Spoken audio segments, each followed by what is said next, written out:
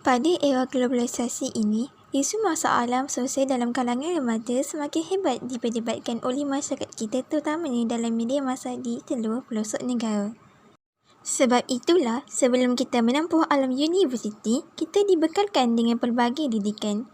Kalian masih ingat lagi tak, waktu kita kecil dulu, ibu bapa kita pernah mengajar kita mengenal Allah, mengenal Rasulullah SAW, mengenal Islam dan mengajarkan kita ilmu-ilmu agama seperti solat dan ayat-ayat suci Al-Quran. Ibu bapa kita bersusah payah ajar kita supaya kita berpegang teguh kepada akidah yang sahih. Di samping itu, ibu bapa kita juga pernah menerapkan nilai-nilai murni dalam sani bayi kita seperti tolong-menolong dan kasih sayang dengan harapan kita membesar menjadi seorang insan yang berkepribadian mulia dan unggul. Saya masih ingat lagi nasihat ibu saya sewaktu saya berusia 5 tahun. Hari ini kita tolong orang yang dalam kesusahan.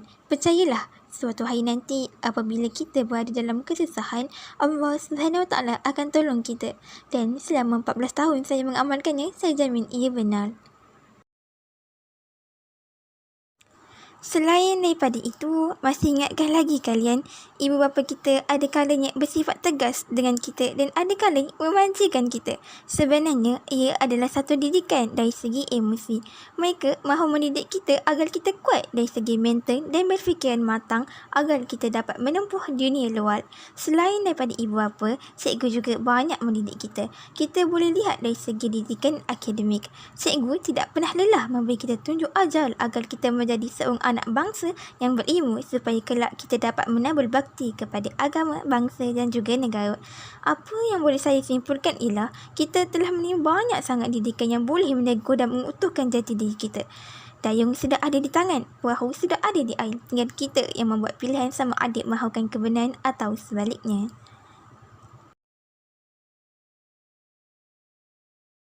Klasifikasi ilmu dengan roh. Ia terlaksana dengan didikan non-formal dan informal. Apa itu non-formal? Non-formal ialah satu proses pembelajaran yang diadakan bagi melengkapkan lagi hasil pembelajaran yang diperolehi melalui sistem formal. Fungsi utamanya ialah untuk menambahkan kemahiran dan kepakaran serta profesionalisme seorang individu serta menerokai sesuatu ilmu atau bidang dengan lebih mendalam. Ciri-cirinya ialah sesebuah institusi akan mengadakan kursus pendek, seminar, forum, bengkel dan sebagainya. Selain itu, hanya melibatkan masa selama beberapa jam sehari atau beberapa hari. Bagaimana pula dengan informal? Informal ialah pembelajaran yang terlaksana secara tidak langsung atau secara tidak sedar.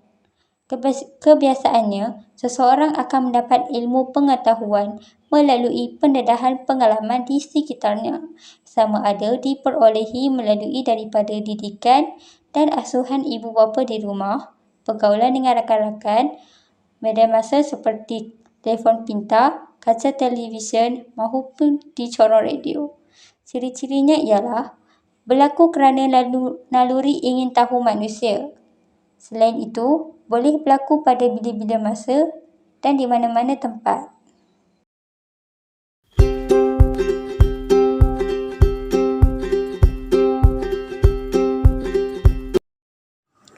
Antara manfaat mempelajari pendidikan dengan roh yang bakal diperolehi ialah Allah SWT akan meletakkan kedudukannya di tempat yang mulia.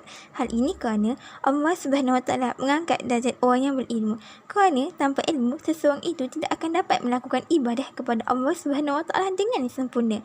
Malah, amalan boleh tertolak tanpa ilmu yang betul, khususnya berkaitan ibadah.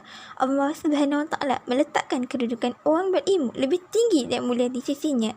Rasulullah SAW turut bersabda, barang siapa menempuh jalan untuk menuntut ilmu, maka Allah SWT akan memudahkan baginya jalan menuju ke syurga, dan para malaikat akan merendahkan sayapnya memayungi penuntut ilmu, serta semua penghuni bumi, langit dan ikan di lautan, semuanya memohon keampunan untuk orang yang menimba ilmu. Subhanallah. Manfaat seterusnya yang bakal kita miliki apabila kita mengamalkan pendidikan dengan ruh ialah pahala kita tetap mengalir walaupun kita tiada lagi di dunia ini. Pernyataan ini diperkukuhkan lagi dengan sabda Nabi SAW, jika anak Adam meninggal, maka amalnya terputus kecuali 3 perkara: sedekah jariah, ilmu yang bermanfaat dan anak soleh yang mendoakan kepadanya. Sesungguhnya pendidikan dengan ruh adalah ilmu yang bermanfaat, ilmu yang mampu melahirkan model insan. Oleh itu, amat rugilah kepada sesiapa yang mempelajarinya namun tidak memanfaatkannya.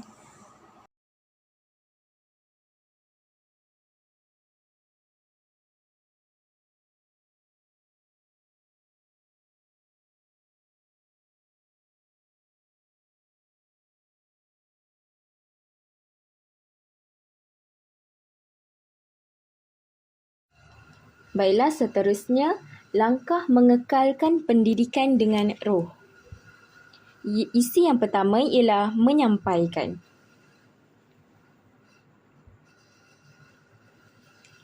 Ingin saya bacakan sabda baginda SAW bermaksud, sampaikanlah kalian daripadaku walaupun sepotong ayat. Hadis riwayat Al-Bukhari. Seiring dengan salah satu sifat Rasulullah SAW, iaitu tabligh, sifat ini boleh diserap dalam diri setiap insan.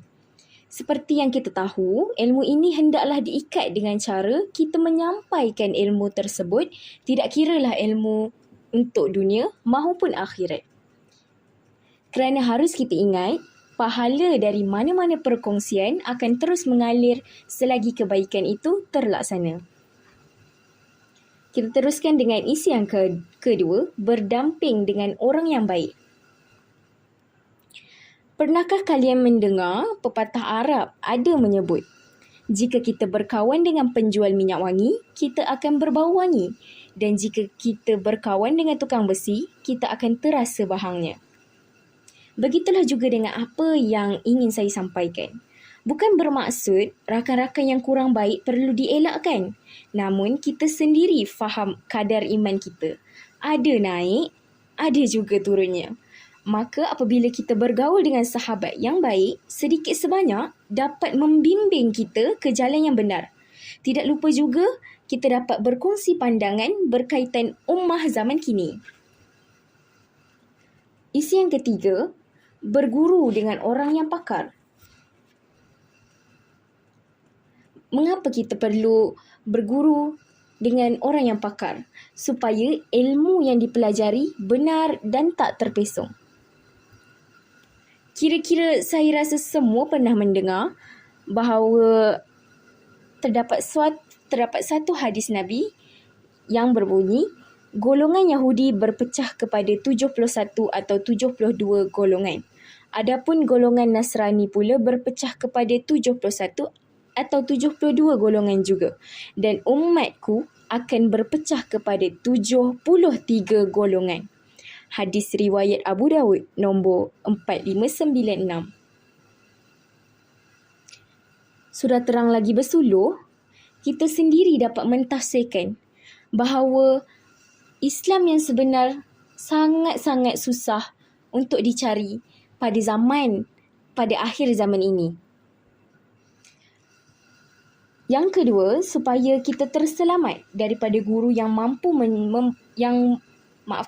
supaya terselamat daripada guru yang mempunyai motif peribadi yang tidak baik. Kerana itulah kita perlu mencari guru yang betul-betul mempelajari dan akan mengajar ajaran yang benar.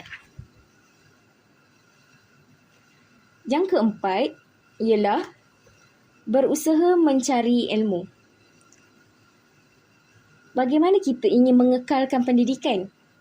Yang kita mengekalkan ilmu yang kita ada, sekiranya kita sendiri tidak mengamalkan dan kita tidak mencari ilmu yang baharu.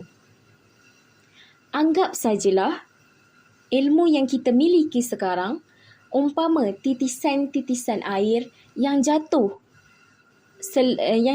dari satu jari yang telah dicelup dalam sebuah lautan yang luas. Dan kita beralih ke isi yang terakhir, sentiasa berfikiran positif. Kita perlu membiasakan diri untuk senyum. Tanpa disedari, dengan senyuman itu, kita telah membina satu bi'ah yang mana orang-orang yang berjalan berselisihan dengan kita juga berasa tenang dan selesa. Apatah lagi dengan orang-orang yang kita kelilingi, orang-orang yang mengenali kita. Seterusnya, kita perlu mengingati hal yang baik. Hal ini kerana hal yang baik itu dapat membina emosi dan fizikal dan emosi yang terkawal.